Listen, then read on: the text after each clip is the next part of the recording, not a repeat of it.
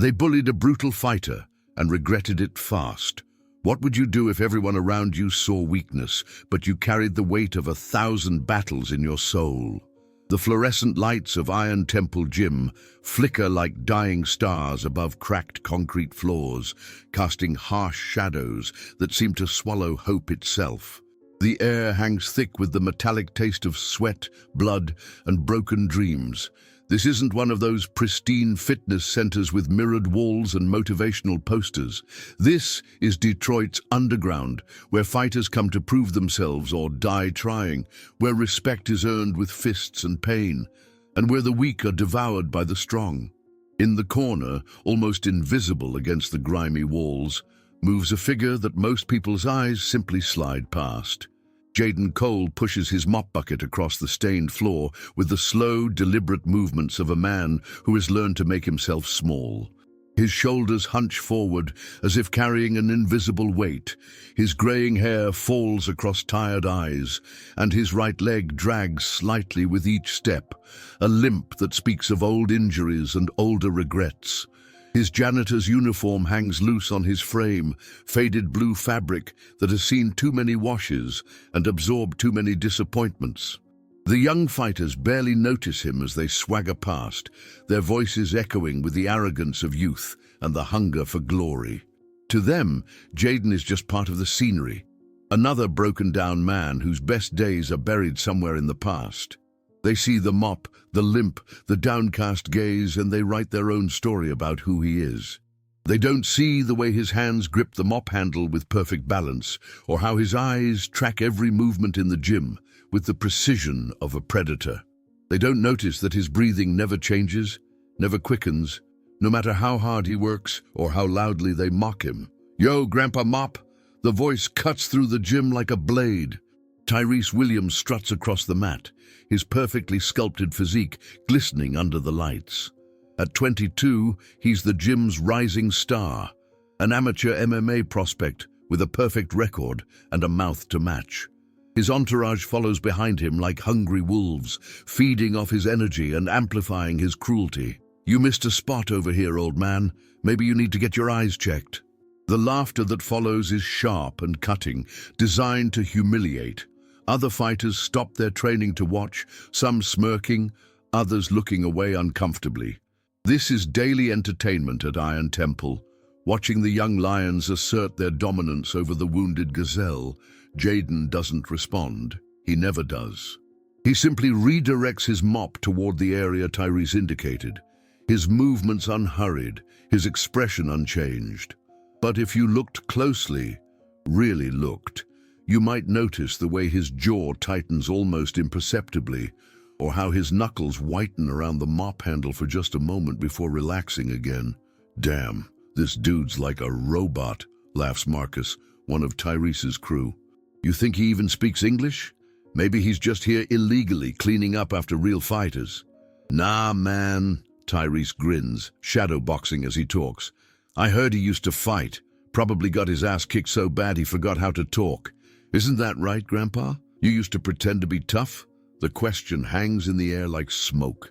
For a moment, something flickers behind Jaden's eyes, a flash of something that might have been fire, quickly extinguished. He continues mopping, but his pace slows almost imperceptibly, as if each stroke of the mop requires more effort than before. Have you ever felt invisible?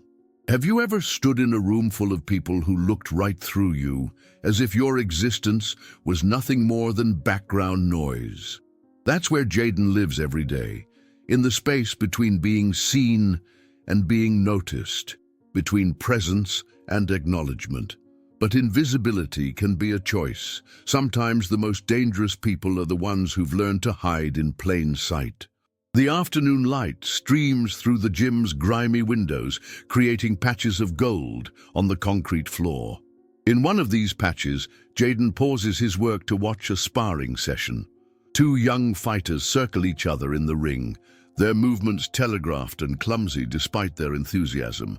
The one on the left drops his guard too early after throwing a jab. The one on the right plants his feet too heavily before launching a right cross. Amateur mistakes that would get them killed against a real fighter. Jaden's eyes track every movement with the intensity of a chess master studying the board. His body remains perfectly still, but something in his posture shifts, a subtle straightening of the spine, a barely perceptible adjustment of his weight. For just a moment, the janitor disappears, and something else takes his place. Something that remembers what it feels like to be feared. "You see something you like, Grandpa Mop?" Therese appears beside him, close enough that Jaden can smell his cologne mixed with sweat. "You thinking about your glory days, when you could still throw a punch without breaking your hip?" The other fighters gather around now, sensing blood in the water. This is how it always starts, with a crowd, with an audience hungry for entertainment at someone else's expense. Jaden remains motionless, his eyes still fixed on the sparring match, but his breathing has changed. It's deeper now, more controlled, like a man centering himself before meditation or before violence. "I bet you never even fought," continues Tyrese, his voice growing louder, more theatrical.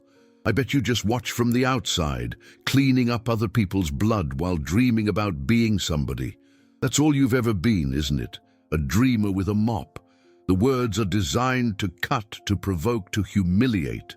They hang in the air like a challenge, waiting for a response that never comes. Jaden simply picks up his mop bucket and moves to a different part of the gym, his limp more pronounced now, as if the weight of their words has made him smaller, weaker. But here's what they don't understand about quiet people, about the ones who've learned to swallow their pride and carry their pain in silence. They think silence means surrender. They think humility means weakness. They look at a man who cleans floors and assumes he's never stood on a throne. What they don't know is that some people don't need to prove anything anymore. Some people have already proven everything they needed to prove, and the weight of that proof is heavier than any trophy or title. Some people choose to mop floors not because they can't do anything else, but because they've done too much of everything else. As the afternoon fades into evening, the gym gradually empties. The young fighters head home to their small apartments and big dreams, their bodies sore but their spirits high. They've put in their work, paid their dues, and tomorrow they'll return to do it all again. They sleep the sleep of the ambitious, the hungry, the not yet broken. Jaden remains behind, as he always does. The gym is quieter now, more peaceful. The fluorescent lights buzz softly overhead, and the building settles with the creaks and sighs of old bones. This is his favorite time, when the noise stops and the performance ends, when he can simply exist without being a target or a joke or a symbol of everything these young men fear becoming. He moves through the empty gym with different energy now. His limp less pronounced, his movements more fluid, without an audience to perform for, without the need to make himself small. Something in him expands. He cleans each piece of equipment with care, straightening the weights, wiping down the mats, checking that everything is in its proper place. This is his ritual, his meditation, his way of finding peace in a world that offers him none. In the silence, he allows himself to remember. Not the bad parts, never the bad parts, but the moments before everything went wrong. The feeling of stepping into a cage with 10,000 people screaming your name. The perfect balance between fear and excitement that comes right before the bell rings. The way time slows down when you're moving at the speed of violence, when every muscle in your body is working in perfect harmony toward a single goal. But those memories are dangerous. They lead to other memories, darker ones, and Jaden has learned to guard against them like a man protecting a wound. He forces himself to focus on the present, on the mop in his hands, on the simple task of making something clean. Tomorrow will bring new humiliations, new challenges, new opportunities to prove that he's learned to be small. Tyrese will return with fresh insults, the other fighters will laugh, and Jaden will continue his performance as the broken janitor who never fights back. It's a role he's played for so long that sometimes he almost believes it himself. Almost. Maybe you know someone like Jaden. Maybe you've seen them in your own life. The quiet ones, the ones who keep their heads down and do their work without complaint. Maybe you've even made the same mistake these young fighters are making, assuming that silence equals weakness, that humility means defeat. But what if you're wrong? What if the person you're overlooking, the one you're dismissing, the one you're mocking, what if they're just choosing to be invisible until the moment they decide not to be? But what Jaden didn't know that Tuesday evening was that everything he'd worked so hard to bury was about to claw its way back to the surface. The next morning arrives grey and heavy, Detroit's winter sky pressing down on the city like a concrete blanket. Snow mixed with rain creates a slush that seeps through worn shoes and chills bones that are already tired from carrying too much weight. Jaden arrives at Iron Temple before dawn, as he always does, letting himself in with keys that the owner gave him years ago, back when trust was still something people offered freely. The gym is different in the early morning darkness. Without the harsh fluorescent lights, without the noise and chaos of training, it feels almost sacred. The heavy bags hang like sleeping giants, the ring ropes sag with the weight of 1,000 battles, and the mirrors reflect nothing but shadows and possibilities. This is when Jaden does his real work, not just cleaning, but maintaining. Checking equipment for wear, tightening loose bolts, replacing frayed ropes. He knows every inch of this place, every creak and groan, every stain that tells a story. He's checking the padding on the ring posts when he hears voices outside. Too early for regular training, too angry for casual conversation. Through the grimy windows, he sees Tyrese and his crew approaching, their body language aggressive, their voices carrying even through the glass. They're not here for training. They're here for something else. "I'm telling you, man, I heard it from Tommy at the downtown gym," Marcus is saying as they enter. "He said there's video of some old dude who looks just like our janitor, fighting in some underground shit years ago. Said the guy was brutal, man, called himself the Phantom or some stupid shit." Jaden's blood turns to ice. His hands freeze on the ring rope, every muscle in his body suddenly coiled like a spring. After 10 years of careful invisibility, after a decade of successfully becoming nobody, his past is reaching out to drag him back into the light. "You're crazy," laughs another voice. Rico, Tyrese's sparring partner. "That old man couldn't fight his way out of a paper bag. Look at him. He can barely walk straight. You think he was some kind of underground legend? Please." But Tyrese isn't laughing. His eyes have found Jaden in the darkness of the gym, and there's something different in his expression now. Not the casual cruelty of before, but a focused intensity, like a predator that's caught an interesting scent. "Hey, Grandpa Mop," he calls out, his voice echoing in the empty space. "Come over here, we want to ask you something." Jaden continues his work, hoping that silence will make them lose interest, will make them go away. But he can feel their attention like heat on his back, can sense the shift in the atmosphere that happens when hunters realize they might have found something worth hunting. "I said come here, old man."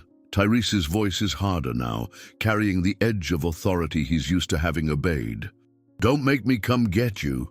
There's no avoiding it now. Jaden sets down his tools and walks toward them, his movements careful and measured. He keeps his eyes down, his shoulders hunched, playing the role he's perfected over the years.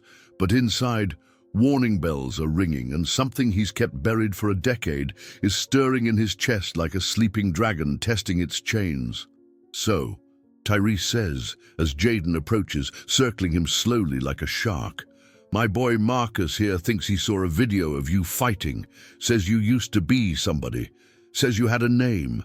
He stops directly in front of Jaden, close enough that their breath mingles in the cold air. "Tell me, Grandpa, you ever kill anybody?" The question hits like a physical blow.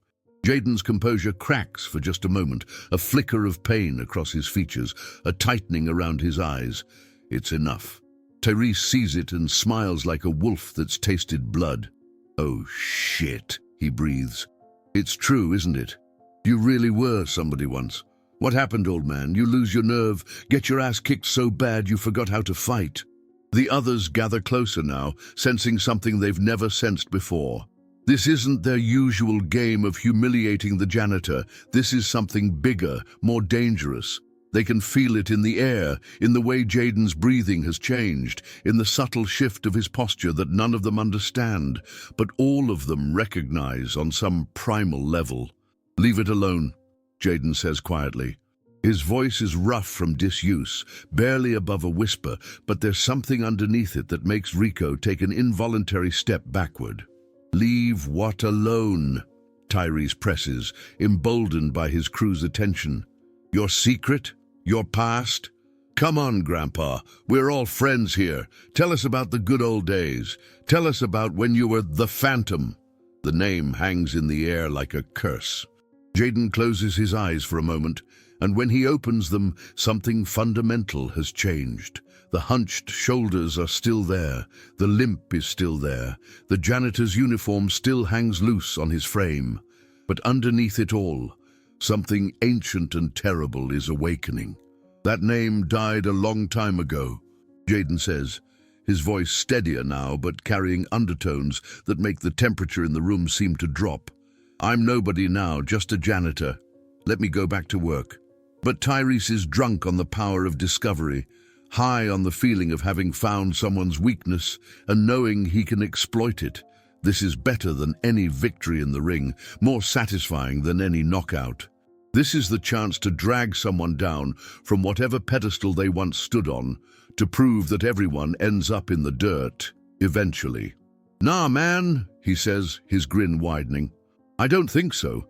See, now I'm curious. Now I want to know what kind of fighter hides behind a mop for 10 years. What kind of warrior pretends to be a janitor?" He spreads his arms wide, addressing his crew as much as Jaden. "I think maybe it's time we found out if the Phantom still has any fight left in him." The challenge is issued now, hanging in the air like smoke from a fired gun.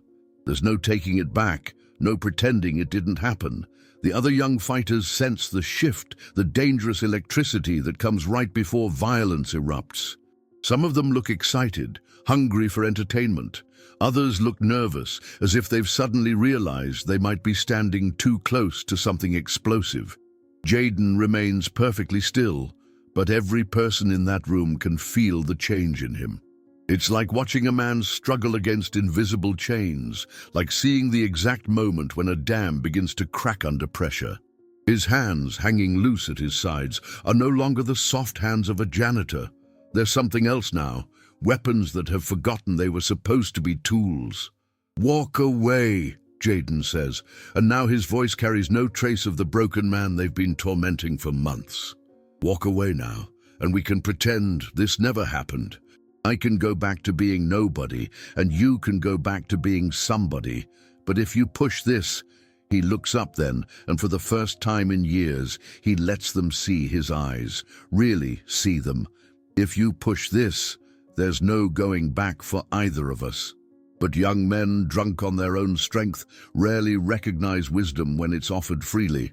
They mistake restraint for weakness, mercy for cowardice. They see an old man with a limp asking them to walk away, and they think they've found easy prey. Tyrese laughs, but there's a forced quality to it now, as if he's trying to convince himself as much as his audience. "Listen to this dude. You hear that, boys? The Phantom's threatening us. The janitor thinks he's tough." He steps closer, close enough that Jaden can see the fear hiding behind his bravado. "You know what, old man? I think it's time we settled this. Right here, right now. Me and you in the ring. Let's see if you remember how to fight or if you're all just talk and mop water." The words are barely out of his mouth when something changes in Jaden's eyes. Not anger. Anger would be too simple, too clean. This is something deeper, more complex. It's the look of a man who has spent years trying to forget who he used to be, only to be forced to remember in the cruelest possible way. "You don't know what you're asking for," Jaden says, his voice barely audible but somehow filling the entire space. "You have no idea what you're inviting into your life." But Tyrese is past the point of listening, past the point of wisdom. He's committed now, trapped by his own bravado and the expectations of his crew. He can't back down without losing face, can't walk away without looking weak. So he does what young, foolish men have always done when confronted with forces they don't understand. He doubles down. "I know exactly what I'm asking for," he says, his chest puffed out with false confidence. "I'm asking for a has-been janitor to prove he's not just living off old stories. I'm asking for the Phantom to show us he's more than just a ghost." He spreads his arms wide, addressing the room like a ringside announcer. "Tonight, after the gym closes, just you and me, old man. Let's see what you're really made of." And in that moment, as those words echo through the empty gym, something that has been sleeping for 10 years opens its eyes. Something that has been buried under guilt and shame and the desperate desire for peace claws its way back toward the surface. The janitor, who has spent a decade learning to be invisible, looks up at the young man who has just made the biggest mistake of his life, and for the first time in years, he smiles. It's not a pleasant smile.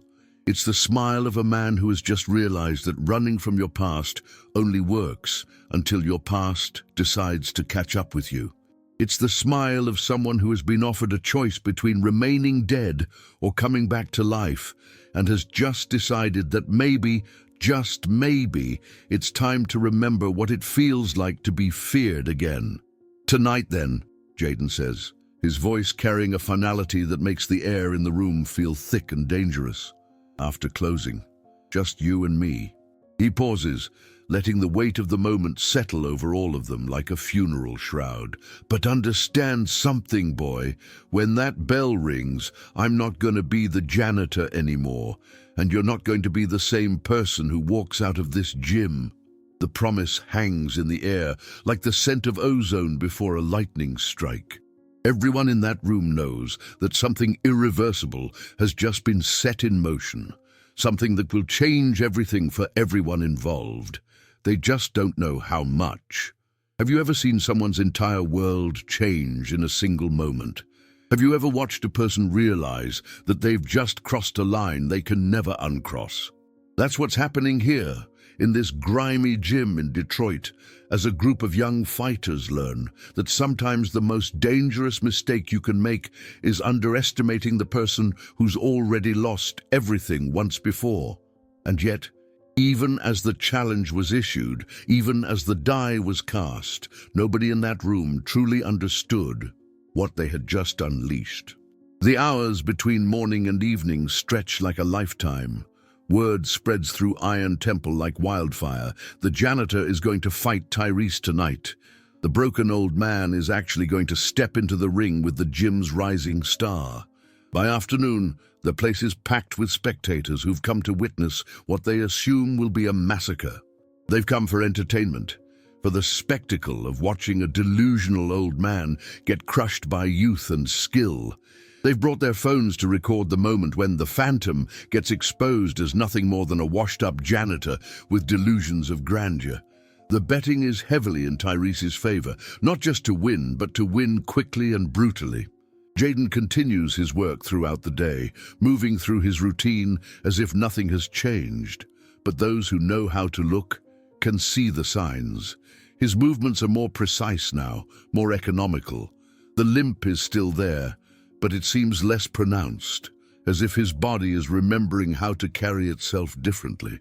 His breathing has changed too, deeper, more controlled, like a man preparing for meditation or war. As the afternoon wears on, more people arrive, not just the regular fighters, but their friends, their girlfriends, other trainers from neighboring gyms who've heard the news and can't believe it's true. The atmosphere is electric with anticipation and barely suppressed cruelty. This is going to be better than any official fight they've ever seen, because this is going to be personal, brutal, and one-sided. Tyrese holds court in the center of it all, basking in the attention, playing up his role as the hero who's going to expose a fraud. He shadow boxes for the crowd, his movements sharp and powerful, his technique refined by years of training and natural athleticism. At 22, he's in the prime of his physical life, fast, strong, hungry, and unafraid. He's never been truly hurt in a fight, never been broken, never learned the hard lessons that can only be taught through devastating loss. "You see this?" he says to the gathering crowd, flexing his shoulders as he moves around the ring. "This is what peak performance looks like. This is what real training produces." He points toward Jaden, who's methodically cleaning equipment in the corner. "That old man over there thinks he can hang with this. 10 years ago, maybe he could throw a punch, but look at him now. He can barely throw a mop." The laughter that follows is cruel and eager. These people have come to see blood, to witness the exact moment when delusion meets reality with devastating force. They want to see the old man humbled, want to confirm their own beliefs about age and strength and the natural order of things. In their minds, this isn't even going to be a fight, it's going to be an execution.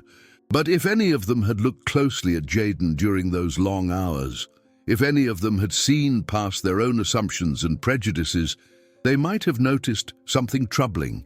They might have seen the way he tested his range of motion when he thought no one was looking, rotating his shoulders and flexing his hands like a pianist preparing for a concert. They might have caught the brief moments when his eyes would focus on the heavy bag, tracking its movement with the intensity of a mathematician solving equations. They might have noticed that despite his apparent calm, despite his continued performance as the humble janitor, something fundamental was changing in the way he inhabited his own body. As evening approaches, the crowd grows larger and more restless. The regular training has stopped. No one can focus on their own workout when something this unprecedented is about to happen. The air is thick with testosterone and expectation, with the particular energy that builds before violence erupts. Phone cameras are ready, social media posts are being prepared, and bets are being placed with the casual confidence of people who think they know exactly how this story ends. Tyrese has changed into his fighting gear: professional shorts, hand wraps, a mouthguard hanging around his neck like a badge of honor. He looks like what he is, a trained fighter in his prime, ready for war. His crew surrounds him, offering encouragement and advice, building him up for what they all assume will be the easiest victory of his career. "Just don't hurt him too bad," laughs Marcus. "The old man's got to be able to clean the gym tomorrow." "Yeah," adds Rico. "Maybe just knock him down a few times, let him keep some dignity. We still need someone to mop up the blood." But as the moment of truth approaches, as the crowd reaches fever pitch and the ring is cleared for action, something unexpected happens. Jaden doesn't change into fighting gear. He doesn't wrap his hands or put in a mouthguard. Instead, he simply removes his janitor's shirt, revealing a torso that tells a story no one expected to read. The laughter dies in a dozen throats at once. The easy confidence of the crowd wavers like a candle flame in wind, because the body they see is not the soft, weakened frame of a broken janitor. It's the body of a man who has spent 10 years doing physical labor, whose muscles have been forged by honest work rather than gym training. Scars crisscross his chest and back, some clean and surgical, others jagged and violent. These aren't the marks of accidents or fights gone wrong. These are the signatures of a life lived in the spaces where violence is currency and pain is education. But it's not just the scars that give the crowd pause. It's the way he moves as he approaches the ring. The limp is still there, but now it seems less like weakness and more like a reminder of battles fought and survived. His shoulders, no longer hunched in submission, reveal their true width and power. His hands, freed from their grip on mop handles and cleaning supplies, flex and curl with the unconscious rhythm of someone who has thrown thousands of punches, absorbed thousands more. Tyrese, standing in the opposite corner of the ring, feels the first flutter of uncertainty in his chest. This isn't what he expected. The old man climbing through the ropes doesn't look like the beaten janitor he's been tormenting for months. This person moving toward him with slow, deliberate steps is someone else entirely, someone who carries himself like he's stepped into 1,000 rings, faced 1,000 opponents, and walked away from battles that would have broken lesser men. The referee for the night is Tommy, an old-timer who's seen enough fights to know when something is about to go wrong. As he calls both fighters to the center of the ring, he can feel the shift in energy, can sense that what started as entertainment is about to become something much more serious. "All right, boys," he says, his voice carrying none of the casual authority he'd planned. "This is just sparring, right? We're not trying to kill anybody here." Tyrese nods quickly, but his eyes never leave Jaden's face. Up close, without the distance and barriers that have protected him for months, he can see what he's missed. The janitor's eyes aren't the defeated, downcast gaze he's grown used to mocking. They're the eyes of a predator that has been playing dead, the eyes of something dangerous that has been waiting patiently for exactly this moment. "Just remember," Jaden says quietly, his voice carrying to every corner of the suddenly silent gym. "You asked for this. You wanted to see what was left of the Phantom. After tonight, we both get to find out." The words send a chill through the crowd that has nothing to do with Detroit's winter air. This isn't the voice of a broken janitor about to be humiliated. This is something else entirely, a promise, a warning, a prophecy of violence that's about to be fulfilled. Tommy looks between them, seeing something in Jaden's stance that makes his decades of experience in combat sports scream warnings.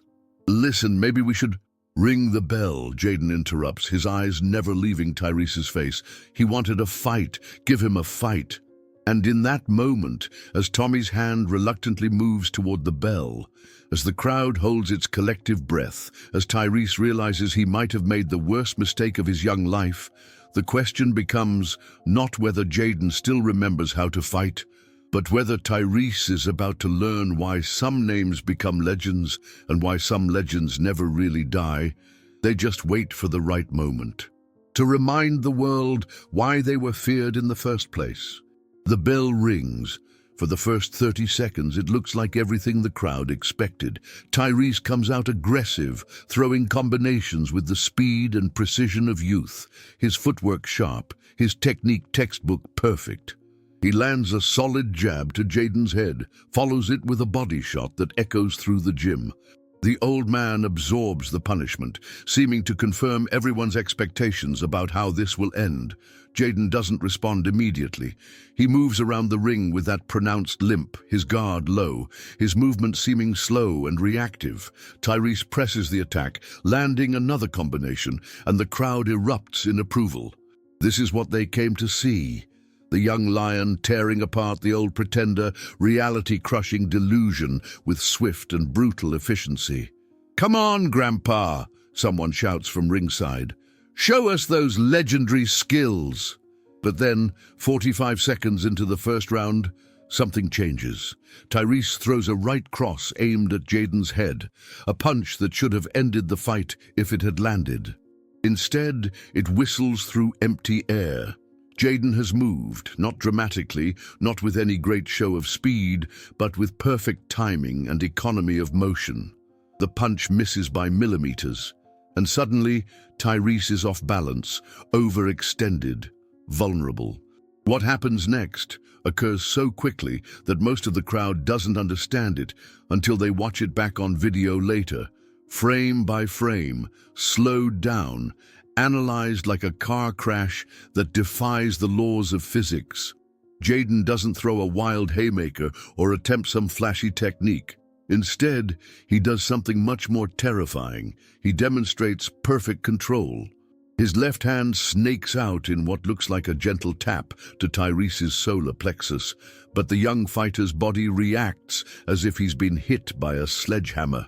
His breath explodes from his lungs, his knees buckle, and for a moment that stretches like eternity, he stands frozen in shock and agony.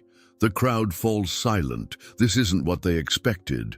This isn't the wild swinging of a desperate old man or the clumsy fumbling of someone trying to relive past glory. This is precision. This is expertise. This is the difference between someone who learned to fight in a gym and someone who learned to fight when his life depended on it. But Jaden doesn't follow up. He doesn't press his advantage or try to finish what he started. Instead, he steps back, lowering his hands, giving Tyrese space to recover. It's an act of mercy that the young fighter doesn't understand and can't appreciate in his current state of oxygen-deprived panic. "Get up," Jaden says quietly, his voice carrying no malice, no triumph. "You wanted to see what I could do. That was me being gentle. Maybe you've been in a situation where you underestimated someone, where you made assumptions based on appearances or circumstances that turned out to be catastrophically wrong. Maybe you've seen the moment when someone's true nature is revealed, when the mask they've been wearing slips away to show what they really are underneath. That's what happened here, in this grimy gym in Detroit, when a group of young fighters learned that the most dangerous person in the room is often the one who looks the least threatening. But what they don't know yet, what none of them understand, is that this is just the beginning. Tyrese staggers backward, his hands clutching his midsection, his eyes wide with shock and dawning fear. In 30 seconds, everything he thought he knew about this fight, about his opponent, about himself, has been shattered. The old janitor he's been tormenting for months isn't just some washed-up has been clinging to past glory. He's something else entirely, something dangerous that has been hiding behind a mop and a limp, waiting for exactly this moment to remind the world what he used to be. The crowd begins to murmur, uncertainty rippling through their ranks like a virus. This isn't going according to script. The easy victory they came to witness is turning into something else, something that makes them uncomfortable in ways they can't articulate. They can sense that they're witnessing something significant, something that will change the dynamics of Iron Temple forever. "What the hell was that?" Marcus whispers to Rico, his voice barely audible over the growing tension in the room. "I don't know, man," Rico responds, his eyes fixed on Jaden with a mixture of fascination and fear. "I've never seen anybody move like that. It was like he knew exactly where Tyrese was going to be before Tyrese knew it himself. But the most disturbing thing isn't what Jaden did, it's what he didn't do. A younger fighter, someone driven by ego or anger, would have followed up that devastating body shot with a finishing combination. They would have pressed their advantage, tried to end the fight while their opponent was vulnerable. Jaden's restraint is more terrifying than any display of aggression could be, because it suggests a level of control and calculation that comes only from vast experience with violence. Tyrese, still struggling to catch his breath, realizes that he's trapped. He can't quit now, not in front of this crowd, not after all his bravado and challenges. But he also can't continue fighting the way he has been, because he's just learned that his opponent is operating on a completely different level than anything he's encountered before. "You good?" Tommy asks, looking between the two fighters with growing concern. "We can stop this if—" "No!" Tyrese gasps, forcing himself to straighten up to reassemble his fighting stance. "No, I'm good. Let's keep going."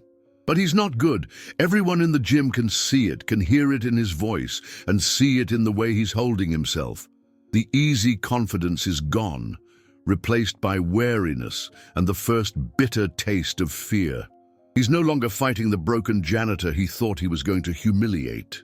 He's fighting someone else entirely, someone whose reputation was built on nights like this, in places where losers don't get to walk away with just hurt pride. The fight resumes, but the dynamic has completely shifted. Tyrese is hesitant now, tentative, throwing his punches with less commitment because he's learned that missing against this opponent carries consequences he never imagined. Jaden, meanwhile, seems to glide around the ring with an efficiency of movement that makes his limp irrelevant.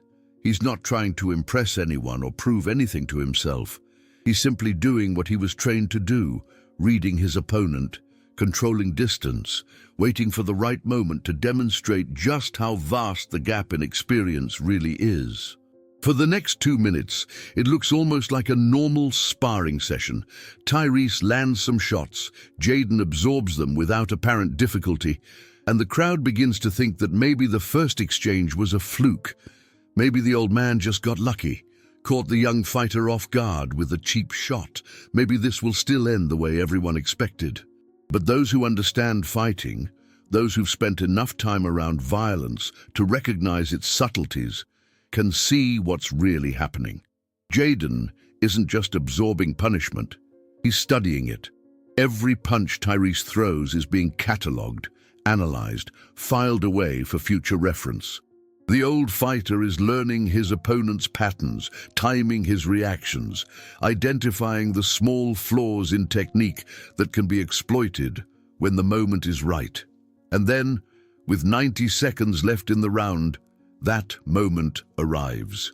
Tyrese, growing frustrated with his inability to land anything significant, overcommits to a left hook that carries all his power and most of his hope.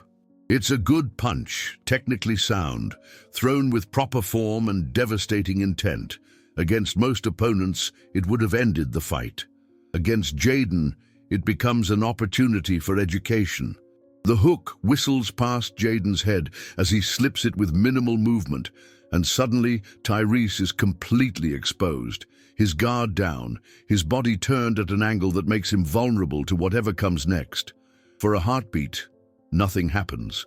The two fighters are frozen in a tableau that captures the essence of experience versus youth, wisdom versus strength, patience versus desperation.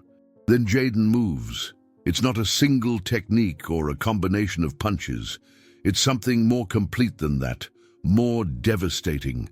His right hand drives upward in an uppercut that seems to come from the floor itself, catching Tyrese under the chin with surgical precision.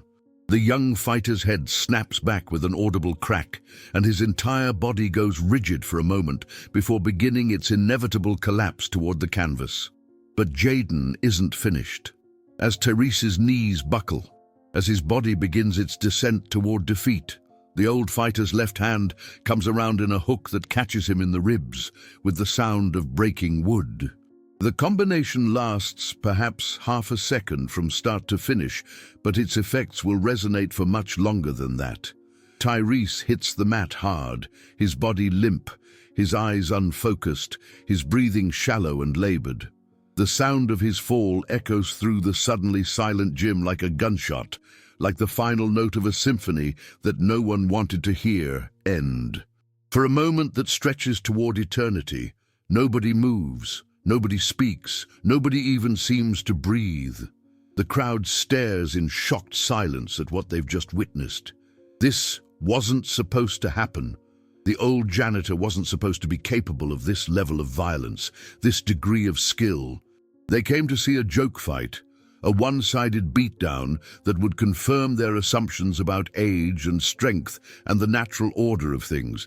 Instead, they've witnessed something that will haunt their dreams and change their understanding of what it means to be dangerous. Jaden stands over his fallen opponent, not in triumph, but with something that looks almost like sadness. There's no celebration in his posture, no satisfaction in his expression. If anything, he looks tired. Not physically exhausted, but emotionally drained, as if he's just been forced to remember things he's spent years trying to forget. "Get the medic," he says quietly, his voice cutting through the silence like a blade. He needs attention. Tommy rushes to Tyrese's side, checking his pulse, his breathing, his responsiveness.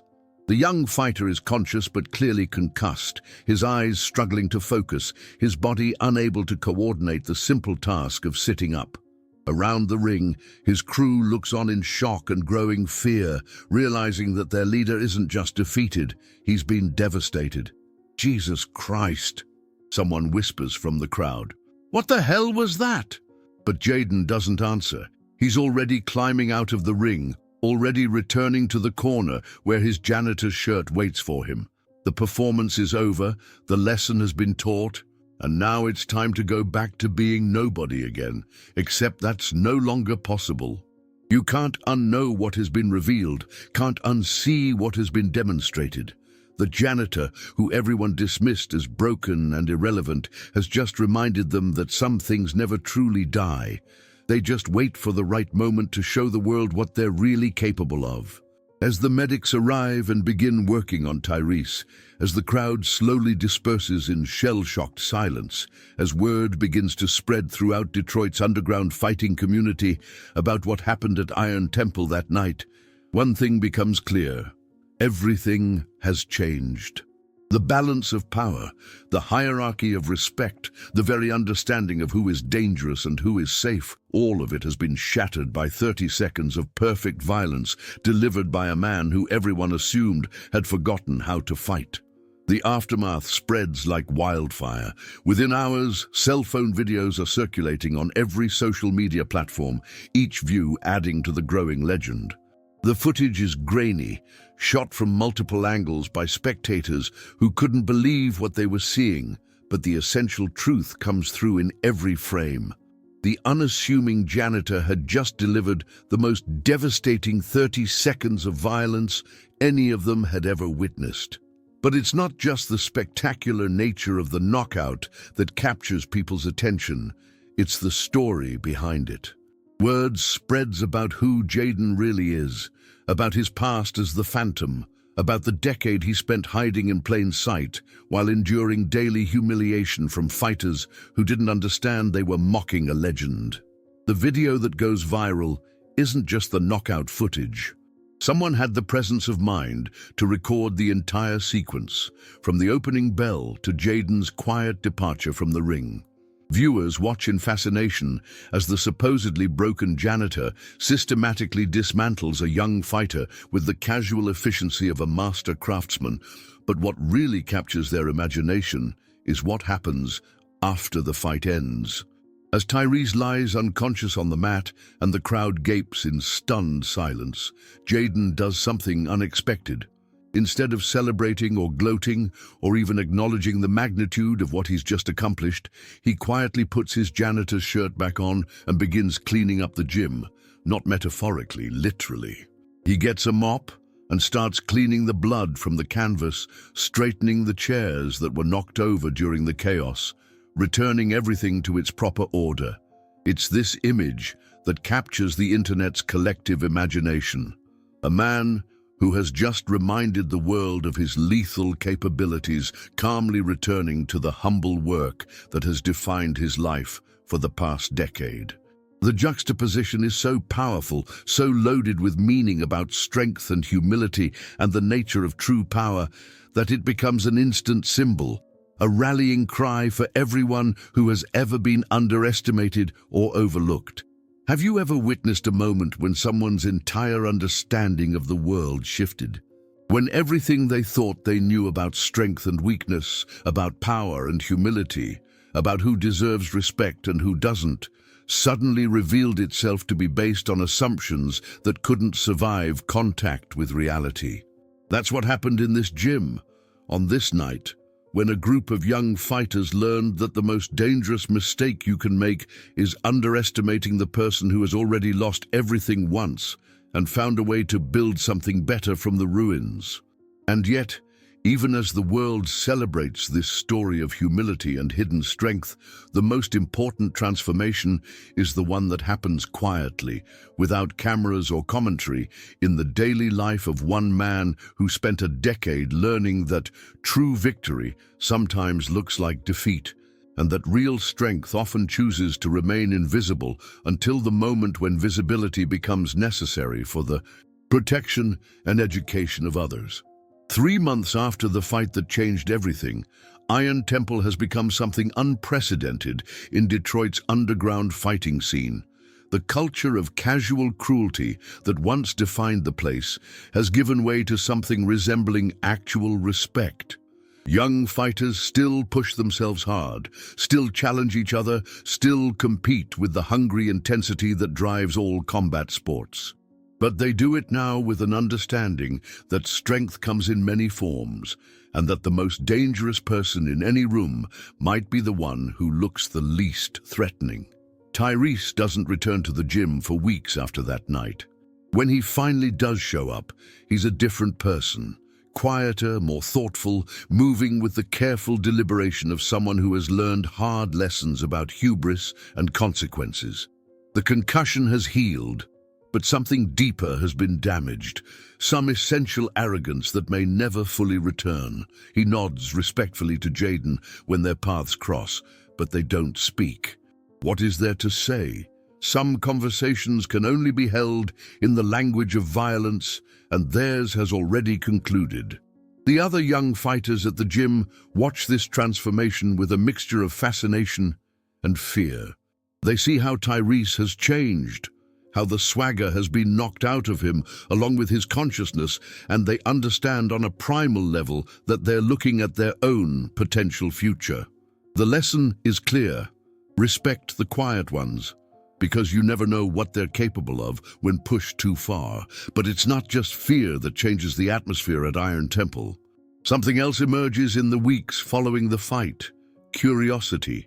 The younger fighters begin to watch Jaden more carefully, not to mock him, but to learn from him.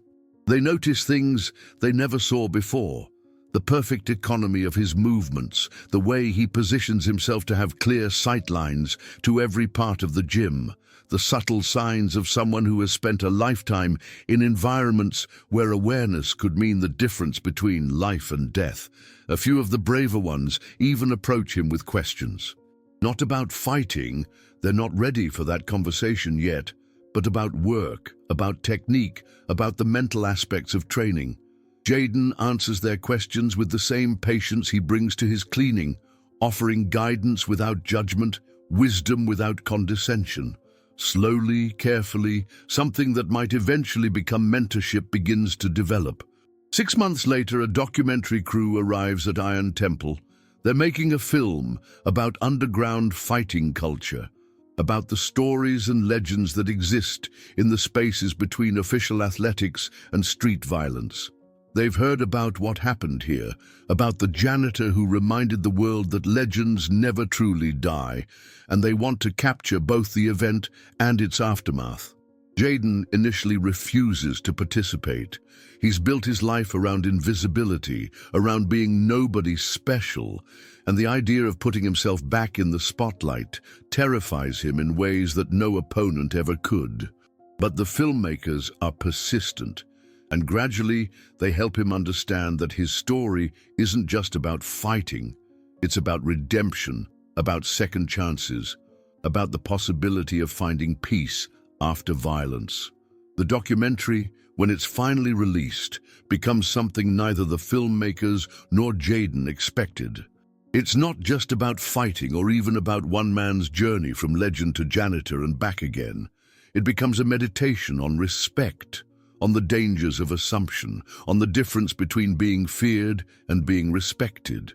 Jaden's quiet dignity throughout the film, his refusal to glorify either his past violence or his current humility, turns him into an unlikely philosopher for a generation that's lost faith in traditional heroes.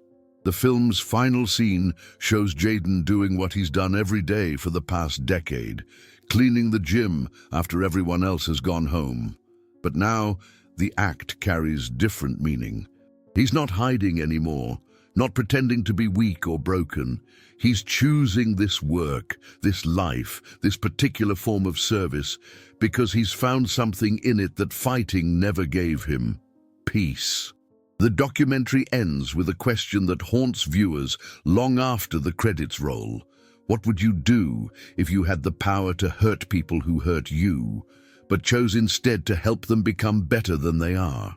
It's a question that goes to the heart of what strength really means, what courage really looks like, what it means to be truly powerful in a world that often confuses volume with strength and aggression with courage. But perhaps the most powerful moment in the entire film comes not from Jaden himself, but from Tyrese. 6 months after their fight, sitting in the same gym where he learned the hardest lesson of his young life, he looks directly into the camera and says something that will be quoted and shared and remembered long after the documentary is forgotten. "I thought I was fighting a broken old man. I thought I was going to embarrass somebody who was weak and pathetic and had nothing left to offer the world. But I was wrong about everything. He wasn't weak. He was restraining himself. He wasn't pathetic. He was choosing to be humble.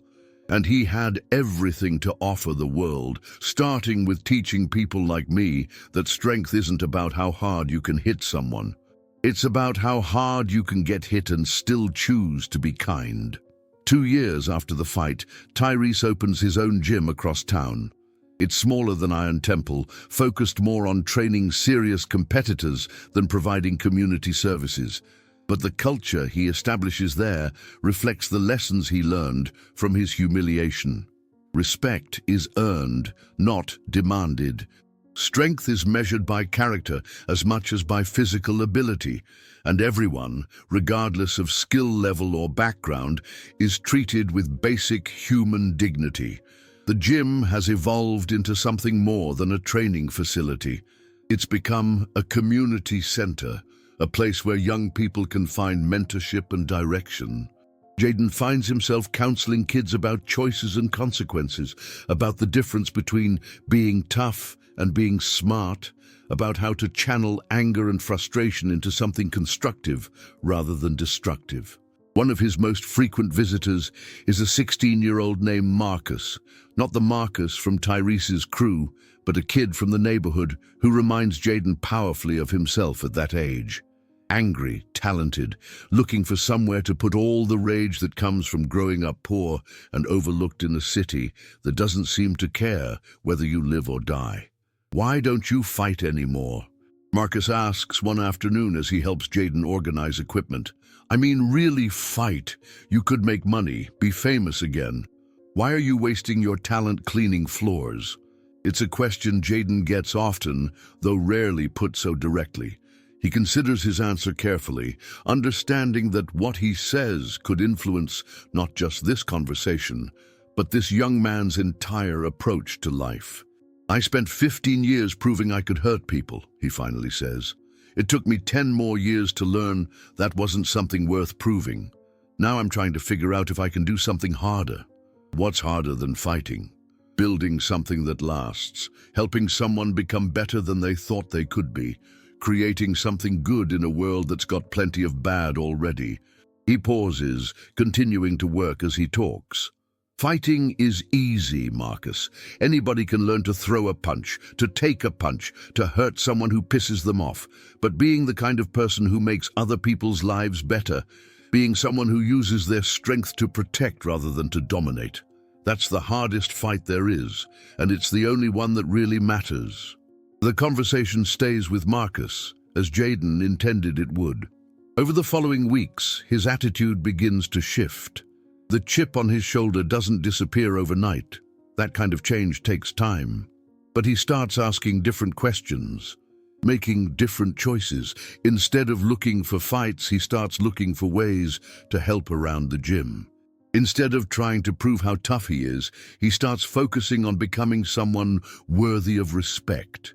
It's a transformation that plays out with dozens of young people over the months and years that follow. Not all of them change. Some are too angry, too damaged, too committed to their own destruction to accept help. But enough do change to make the work worthwhile, to justify the choice Jaden has made to use his gifts for building rather than breaking. Maybe you've wondered what it would be like to have that kind of second chance, that opportunity to redefine yourself not by your failures or your past, but by the choices you make each day going forward. Maybe you've questioned whether it's possible to find meaning in simple work, whether there's dignity in being overlooked and undervalued by a world that measures worth in fame and money and status. Jaden Cole's story suggests that there is. It suggests that real strength doesn't always announce itself with fanfare, that true power sometimes chooses to remain hidden until it's needed, and that the most important battles are often fought in the quiet spaces where nobody's watching, but everyone benefits from the outcome. 5 years have passed since that night when everything changed at Iron Temple. The gym has become legendary in Detroit's fighting community, not for producing champions, though it has, but for producing good men. Fighters trained there carry themselves differently, fight with honor, treat opponents and training partners with respect. The culture Jaden helped create has spread throughout the underground scene, raising the standard for how people treat each other in spaces where violence is currency. But the real measure of his impact isn't found in trophies or records or newspaper articles. It's found in the dozens of young men who've passed through Iron Temple's doors and emerged as better versions of themselves. Marcus, the angry 16-year-old who reminded Jaden of his younger self, is now 21 and working as a youth counselor, using his own story of transformation to reach kids who remind him of who he used to be. 3 other former students have opened their own gyms, carrying forward the culture of respect and dignity that they learned under Jaden's quiet guidance.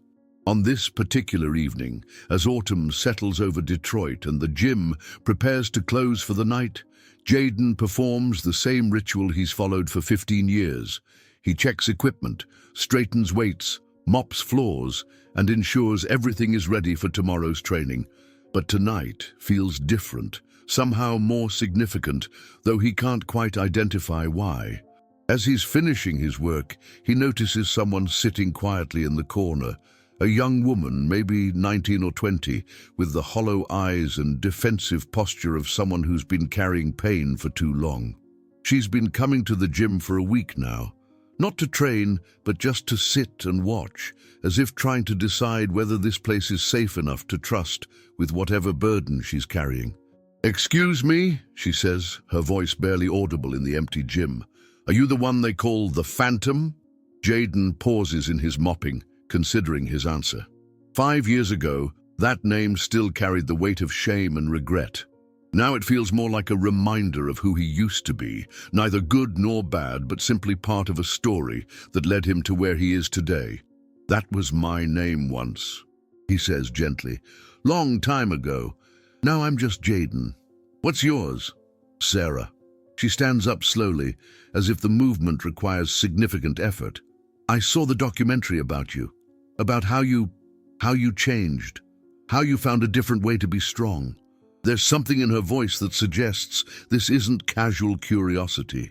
This is someone looking for answers to questions she may not even know how to ask yet. "Can I help you with something, Sarah?" She's quiet for a long moment, and Jaden waits patiently, continuing his work while giving her space to find her words. He's learned that some conversations can't be rushed, that the most important things people need to say often require time and safety to emerge. "I've been hurt," she finally says, "badly, by someone who was supposed to protect me, and I'm angry about it. Really angry. The kind of angry that makes you want to hurt people back, you know?" Jaden nods, understanding flooding through him. He's heard variations of this story many times over the years. People who've been damaged by violence or betrayal, who find themselves drawn to strength as a way of feeling safe again. "That's normal," he says. "Anger is what happens when something you value gets damaged. The question isn't whether you should be angry. You should. The question is what you do with that anger. In the documentary, you talked about choosing to use your strength to build instead of destroy. But how do you do that when all you want is to make someone pay for what they did to you?" It's the same question he asked himself for years after walking away from fighting, the same struggle that kept him awake nights and haunted his dreams. The desire for revenge, for justice, for the satisfaction of making someone who hurt you understand what that pain feels like. It's one of the most human emotions there is, and one of the most dangerous. "You start small," he tells her. "You start by choosing not to hurt someone today, then you do it again tomorrow, and the day after that. Not because you're weak or because you've given up on justice, but because you've decided that you want to be something more than just a reaction to what someone else did to you." They talk for another hour, sitting in the empty gym as Detroit settles into darkness around them. Jaden shares pieces of his own story. Not the dramatic parts that made it into the documentary, but the quieter struggles of learning to forgive himself, of finding purpose in service, of discovering that strength could be measured in ways that had nothing to do with dominance or victory. Sarah listens with the intensity of someone who desperately needs to believe that change is possible, that pain doesn't have to be permanent, that people can choose to become something better than their worst experiences. When she finally leaves, She doesn't commit to anything specific, doesn't make any grand declarations about her plans. She simply says thank you and walks out into the night, carrying with her the seed of possibility that maybe there's another way forward. As he locks up the gym for the night, Jaden reflects on how different his life looks now compared to 5 years ago. Then he was still hiding from his past, still carrying shame like a weight that grew heavier each day. The revelation of his identity felt like a disaster, an ending to the quiet life he'd tried so hard to build. Instead, it became a beginning. Not a return to who he used to be, but an evolution into someone new, someone who could acknowledge his past without being trapped by it, someone who could use his abilities to serve rather than dominate, someone who understood that true strength isn't about what you can take from others, but what you can give to them. At home, in the small apartment he's called home for more than a decade, Jaden sits at his kitchen table with a cup of coffee. His phone buzzes with a text message from Marcus, now working as a youth counselor. Had a breakthrough with one of my kids today. Reminded me of something you taught me about patience. Thank you for everything, Mr. C. Messages like this arrive regularly, updates from former students, gratitude from parents, questions from other mentors who want to understand his approach to helping troubled young people. Each one is a reminder that the work he's doing matters, that the choice to use strength for building rather than breaking creates ripples that spread far beyond anything he could have imagined. Before turning off the light, Jaden looks at a photograph on his nightstand, not of himself in his fighting days, but of the current group of young people training at Iron Temple. They're a diverse group, united not by their background or abilities, but by their commitment to becoming better than they are, to using whatever strength they possess in service of something good. This is his legacy now, not the fights he won, or the opponents he defeated, but the lives he's helped transform, the culture he's helped create, the proof he's provided that people can choose who they become, regardless of who they used to be. It's a different kind of immortality than the one fighters usually seek, quieter but more lasting, built not on dominance, but on service, not on fear, but on respect. As sleep takes him, Jaden Cole, former fighter, current janitor, eternal teacher, rests in the knowledge that he's found something rare and precious, a way to be powerful that makes the world better rather than worse, a form of strength that builds rather than breaks, a kind of victory that everyone wins, because sometimes the most important fight is the one you have with yourself. Sometimes real strength means choosing not to use all the power you possess. Sometimes the greatest victory is teaching someone else that they have the ability to become more than they ever imagined possible. This is the story of a man who learned that true legends aren't remembered for what they destroyed, but for what they built. That real power isn't about making others fear you, but about helping others find the courage to become their best selves. That the strongest people are often the quietest ones, the ones who've learned that humility and service are not signs of weakness, but expressions of the deepest possible strength. What about you? Have you ever met someone who changed your understanding of what strength really means? Have you ever had the chance to use whatever power you possess, physical, emotional, intellectual, financial, to lift someone else up rather than tear them down?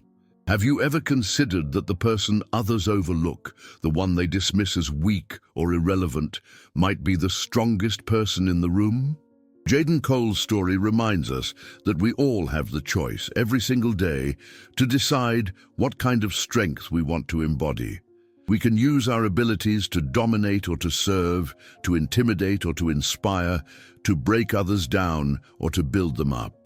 The choice is ours, and it's one we make not just once, but continuously, in small moments and large ones, in how we treat the people who can't help us, and how we respond to those who wrong us. If this story moved you, if it made you think differently about strength and humility, about second chances, and the power of choosing service over dominance, then share it with someone who needs to hear it. Share it with the person who's been overlooked, underestimated or dismissed. Share it with someone who's struggling to find meaning in their work or purpose in their pain. Share it with anyone who needs to be reminded that the quiet ones, the humble ones, the ones who choose to serve rather than dominate, might just be the strongest people of all. Because in a world that often confuses volume with strength and aggression with power, we need more stories like Jaden Cole's. We need more reminders that real legends are built not on what they take from others, but on what they give. We need more examples of people who choose to use their gifts to build rather than break, to heal rather than hurt, to serve rather than dominate. And maybe, just maybe, we need to ask ourselves, what kind of strength do I want to be known for? What kind of legacy do I want to leave? What kind of person do I choose to become when nobody's watching, but everyone benefits from the result? The answer to those questions will determine not just your own story, but the stories of everyone whose life you touch. Choose wisely. Choose service. Choose to be strong in ways that make the world better. Choose to be the kind of person others remember, not for what you destroyed, but for what you built.